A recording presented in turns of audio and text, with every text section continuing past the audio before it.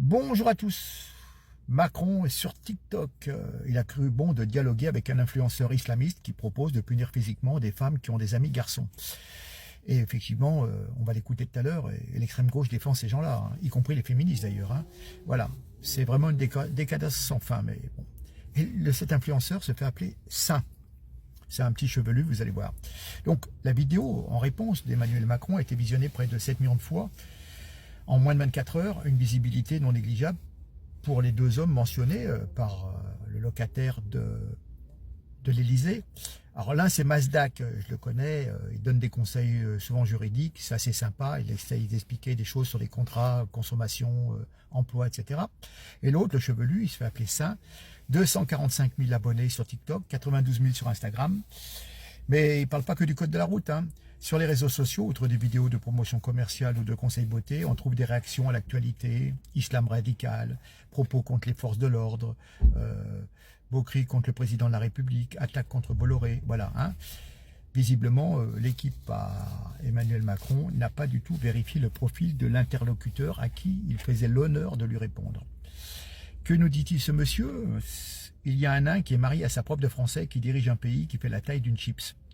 Voilà, c'est ce qu'il écrivait, c'est ce qu'il nous disait en août 2023.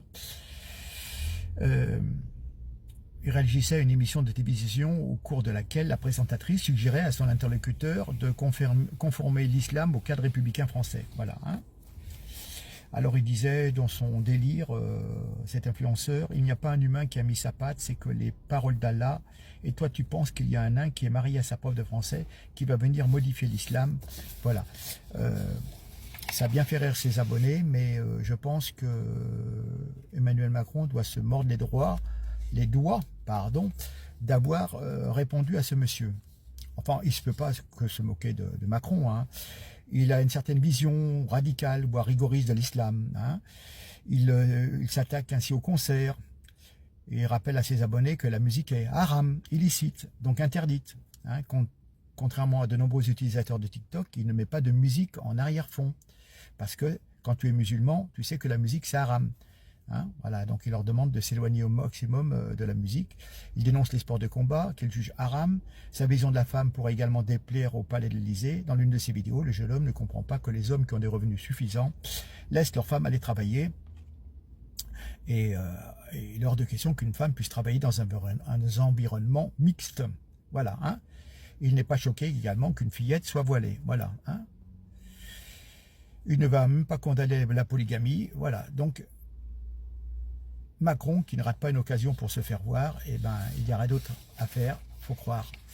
Voilà, donc vous allez voir la vidéo de cet islamiste, 20 secondes, il s'étonne de payer un péage, enfin avec son portable, là il a raison, hein, il prend son téléphone portable pour payer le péage, et en fin de compte, il prend une contravention parce qu'il a un portable dans les mains.